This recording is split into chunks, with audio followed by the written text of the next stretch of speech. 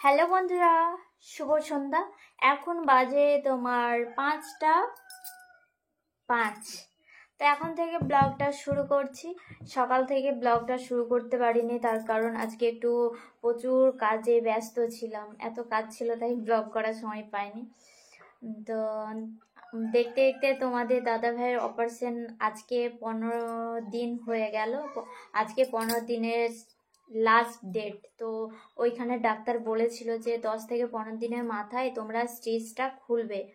তো আমরা যখন ভুবনেশ্বর থেকে বাড়ি আসি তখন আমরা শ্যামচকে গিয়েছিলাম। তো এখান থেকে যখন আমরা ঝাড়গ্রামে আসি তখন তোমাদের দাদা ভাইয়ের ডাক্তারের রিপোর্ট বলো, কাগজপত্র, প্রেসক্রিপশন কিছুই নিয়ে আসা হয়নি, ওইখানে ভুলে রেখেতে পালিয়ে এসছে।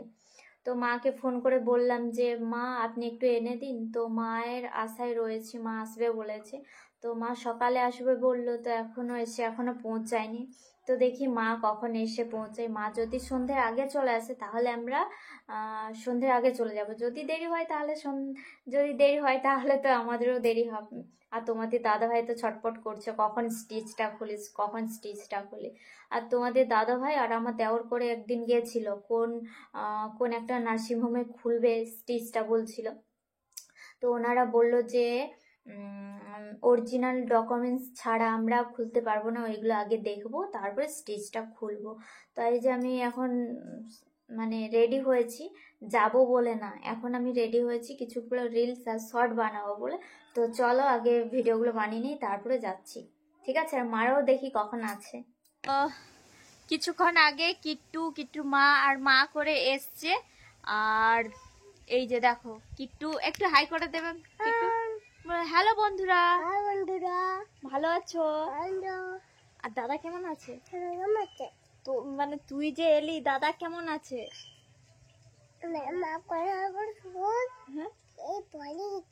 পালিয়ে গেছে? কোথায় পালিয়ে গেছে? দাদা ভালো আছে? কেমন ভালো? ভালো। তো কিছুক্ষণ এই যে এসছি, আর আমরা এখন রেডি হয়ে গেছি। আমরা এখন যাব তোমাদের দাদাকে ডাক্তারখানা নার্সিংহোম নিয়ে যাব ওই স্টিচটা খুলতে। আমরা তাহলে শ্যামচক চলে যাচ্ছি। হ্যাঁ, দাদার কাছে তোরা থাক। হ্যাঁ, কেন যেতে হবে না? কেন?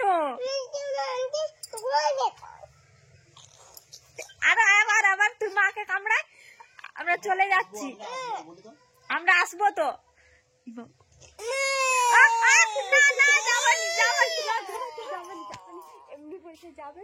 আরে বাবা এমনি বলছি গো, আমি যাবো।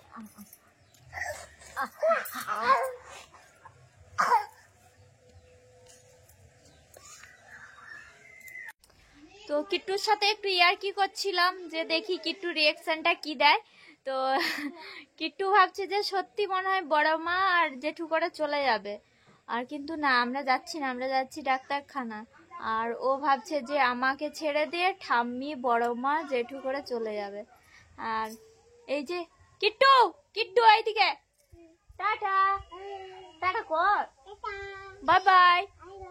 আচ্ছা ঠিক আছে, গেলাম। হ্যাঁ, ওই যে দূরে দেখো সূর্য মামা অস্ত যেতে চলেছে, যে যার ঘরে ফেরার সময় হয়ে গেছে, এখন ঘরে ফিরছে সূর্য মামা।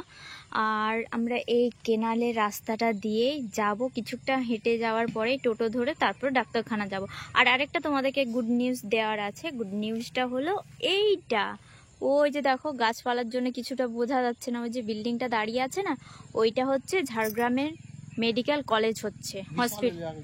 হ্যাঁ, এটা হচ্ছে ঝাড়গ্রামের মেডিকেল কলেজ হসপিটাল। তো 2 বছর ধরে 1 বছরের বেশি কাজ হয়ে গেছে, আরো 2 বছর ধরে নাকি হবে। তো যাই হোক, আমাদের কপালটা খুবই ভালো মনে হচ্ছে। এইটা হয়ে গেলে হয়তো আমাদেরকে আর বাইরে যেতে হবে না। হ্যাঁ, এই যে দেখো এই দিকেও আছে আর এই পাশটার দিকেও আছে। কি বলতো, ওই ঘর বাড়ির জন্য, গাছপালার জন্য এতটা ভালো করে দেখাচ্ছে না। বিল্ডিং কমপ্লিট হয়েছে আর এই দিকেগুলো কাজ চলছে। তো ভালো করে আমরা একদিন যাবো ওইখানে গিয়ে ভিডিও বানিয়ে। পায়খানা, কুকুর পায়খানা ভাল লাগে না। এই কেনালের রাস্তা দিয়ে আসতে গেলে এত নোংরা না। কতটা শাড়ি উঠিয়েছি দেখেছো?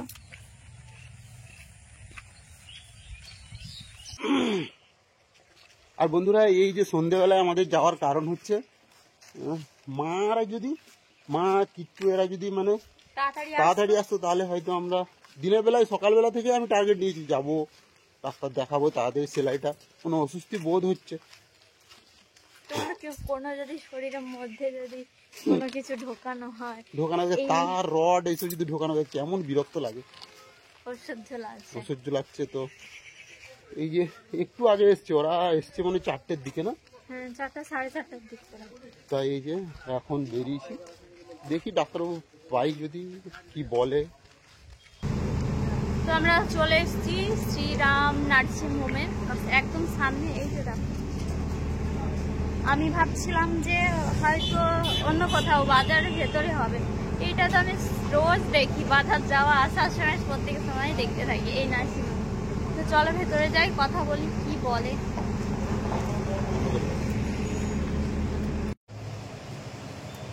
তো তোমাদের দাদাভাই স্টিচটা খুলে দিয়েছে। এই যে দেখো হাতের মধ্যে আছে আমার কাছে পিনগুলো। আর এখন আমরা বাড়ি যাব, অনেকটাই সন্ধ্যে হয়ে গেছে। তো চলো এবারে বাড়ি যাই। কেমন লাগছে তোমার? ভালোই লাগছে, এখন অনেকটা আরাম, মানে আরাম বোধ করছি। ওইটা ছিল যখন মানে কিছু ইনজেকশন কিছুই দেয়নি, জাস্ট পিনগুলো কিন্তু শুয়ে আমাকে টেনে টেনে তুলে দিল। লাগলো তো অবশ্যই, কিন্তু এখন মোটামুটি আরাম লাগছে, আরাম বোধ করছি। ভিতরে যেমন কেমন একটা ফিল হচ্ছিল, যেমন কি এমন অস্বস্তি লাগছিল, তো এই জিনিসটা মনের মধ্যে থেকে আউট হলো, খুব ভালো লাগছে এখন। তো যাই হোক, মোটামুটি আবার স্টিচ মানে ব্যান্ডেজ করে দিয়েছে, মলম লিখে দিয়েছে। এই যে মলমটা নেবো, ও 7 দিন পরে বলছে এটা হচ্ছে ব্যান্ডেজটা খুলতে বলেছে। তো চলো আমি বাড়ি যাই, আর অন্ধকার হয়ে গেছে। দেখো এই নার্সিংহোমটাই তোমাদের দাদাভাইয়ের স্টিচটা খোলা হয়েছে, আর বেশি দূরে নয়, বাড়ি থেকে প্রায় সামনাসামনি। আর এই যে তোমাদের দাদা এখন দাঁড়িয়ে আছে ফুচকা খাবো বলে, ফুচকা খাওয়ার প্রচুর লম্বা লাইন পড়েছে। আসো, আমি পেরিয়ে চলে এলাম।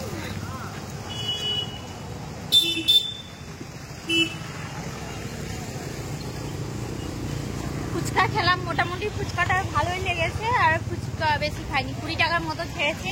আর নিয়েছি পাপড়ি চাট নিয়ে যাচ্ছি, আমাদের বাড়িতে কুটুম এসছে। আর টোটোরা ওইখানে দাঁড়িয়ে ছিল যে চলে গেল। তো দেখো হাঁটতে হাঁটতে আমরা একদম বাড়ির কাছাকাছি চলে এসেছি, আর একটু গেলেই আমাদের বাড়ি। তো যাওয়ার পথে তখন অন্য রাস্তা দিয়ে গেছিলাম, আর এখন আমরা অন্য রাস্তা দিয়ে এসেছি। দেখো অনেকটা অন্ধকার হয়ে গেছে, আর আমি এখন দাঁড়িয়ে আছি বেসিক ট্রেনিং ক্যাম্পের সামনে। ওই দেখো, আর আমাদের বাড়ির ওই পাশে আছে তোমার কি মেডিকেল কলেজ হচ্ছে, হসপিটাল। আর আরেকটু মানে ওই কোন মোচরটাই ঘুরলে রাজ কলেজ। আর আবার ওই কোন মোচরটাই গেলে ওই যে দূরে দেখতে পাচ্ছ, ওই যে একটু লাইট দেখা যাচ্ছে, ওইখানে হচ্ছে ডিএম এর বাংলো আছে। আবার আর একটু দূরে আছে সিআরপিএফ ক্যাম্প আছে। তো ভাবতে পেরেছো আমি কিরকম জায়গায় আছি। আর অনেক কিলোমিটারের ভিতরে, হ্যাঁ, আর সব 1 কিলোমিটারের ভেতরে। আর আমি না হাঁটলেই জানি না ফোনটা কেন নড়ে, আর আমার বর আমাকে বকা দেয়, হ্যাঁ তুমি কেন ফোনটা হিলাও বলো তো। আর নিজেই বুঝতে পারি না কেন ফোনটা হিলে বলো তো। তো ওইটা হচ্ছে ডিএম বাংলো। দেখো একদম আমাদের বাড়ির সামনে, যখনই হাত বাড়াচ্ছে তখন ব্লার হয়ে যাচ্ছে। ওইটা হচ্ছে ডিএম বাংলো, আর এই দিকটাই হচ্ছে আমাদের বাড়ি। বেশি দূরে না, সামনেই, বুঝতে পারছো। আর সব লোকেশন তোমাদেরকে আজকে শেয়ার করেই দিলাম। আর ওইদিকে হচ্ছে সোজা রাস্তা, আর একটু গেলেই হচ্ছে তোমার রাজ কলেজ। আর এই পাশটাই আছে ওই যে প্রাচীরটা দেখতে পাচ্ছ, ব্লু প্রাচীরটা, ওই পাশে হচ্ছে বেসিক ট্রেনিং ক্যাম্প আছে, সিআরপিএফ ক্যাম্প আছে। আর এই যে দেখো, আর হচ্ছে এটা হচ্ছে হরি মন্দির, আর কিছুটা গেলে আমার বাড়ি। আর ওই যে ক্যানালটা আছে অন্ধকার দেখা যাচ্ছে, ওই ক্যানালটা পেরালে হচ্ছে মেডিকেল কলেজ হচ্ছে। আর ওই দিকে আমরা গেছিলাম যখন যাই তোমার দাদাকে ডাক্তার দেখাতে যখন নিয়ে যাই, তখন ওই রাস্তাটা দিয়ে গেছিলাম কেনালটা পেরিয়ে। হ্যাঁ, একটা হাম্পি দাও এই পাশে। লাভ ইউ বল। Love you. Love you too বল বন্ধুরা, আরে ওইদিকে তাকে বলো বন্ধুরা কেমন আছো? হ্যাঁ বন্ধুরা অন্ধকার হয়ে গেছে।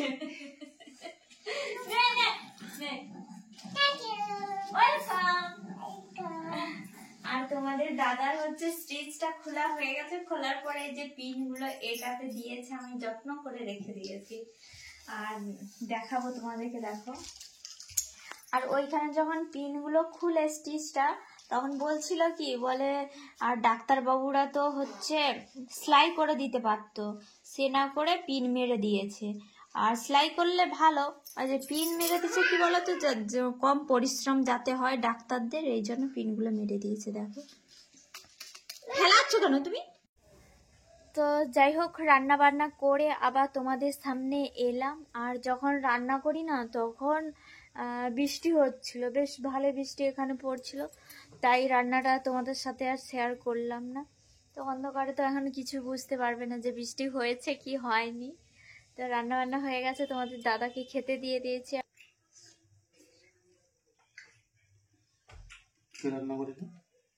আমি করেছি, বাজে হয়েছে।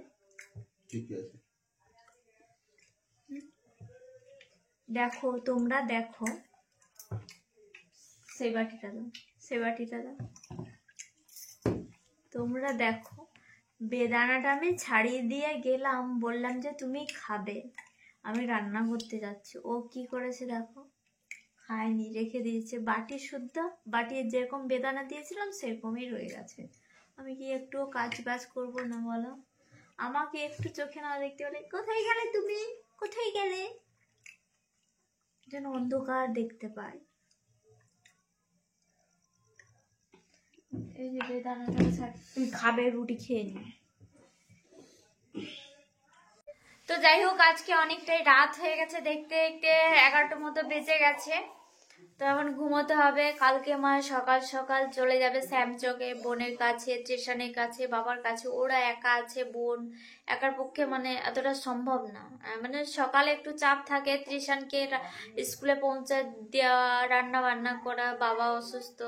তো যাই হোক, মা চলে যাবে আর আমি ওইখানে ভিডিওটা শেষ করছি। দেখা হচ্ছে কালকে ভিডিওতে, ততক্ষণের জন্য টাটা, গুড নাইট।